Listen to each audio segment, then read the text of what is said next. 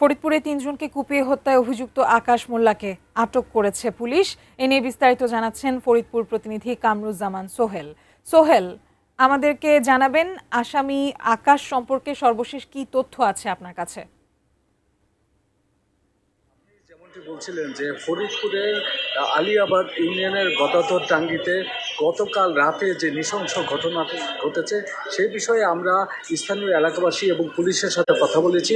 তারা আমাদের যেমনটি বলেছেন যে গতকাল রাতে যে আকাশ মোল্লা যে ঘটনাটি ঘটিয়েছে, আমরা যতদূর জানতে পেরেছি যে আমরা স্থানীয়দের সাথে কথা বলেছি, তারা বলেছেন যে দুপুরের দিকে এই যে আকাশ মোল্লা, এই আকাশ মোল্লার সাথে তার দাদি এবং ফুপুর একটু কথা কাটাকাটি হয়। সেটির জের ধরেই কিন্তু তা স্থানীয়রা মনে করছেন যে সেটির জের ধরেই কিন্তু রাতের বেলা এই দাদি এবং ফুপুকে সে কুপিয়ে হত্যা করে এবং প্রতিবেশী যারা ছিলেন 2 জন, তারা কিন্তু এই হামলা ঠেকাতে গেলে তাদের উপরে হামলা করা হয়।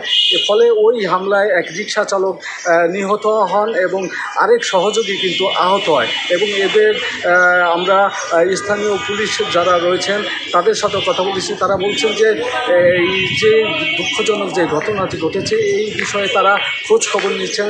তারা বলছেন যে আজ বেলা 1টার দিকে কিন্তু পুলিশ প্রেস কনফারেন্সের মাধ্যমে যেই রহস্যটি উদ্ঘাটন করেছে সেটি তারা আমাদের জানাবেন।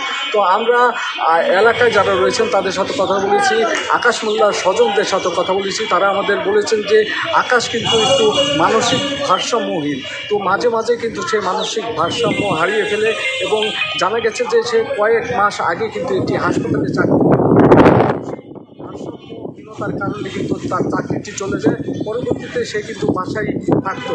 তো আমরা আরেকটি বিষয় জানিয়ে রাখি যে ওই আকাশ মোল্লা এই হত্যাকাণ্ডের পর কিন্তু পালিয়ে যায়। পালিয়ে যাওয়ার পরে সারা রাত কিন্তু পুলিশ, র্যাব সহ বিভিন্ন বাহিনী কিন্তু তাকে গ্রেপ্তারের জন্য চেষ্টা চালায়।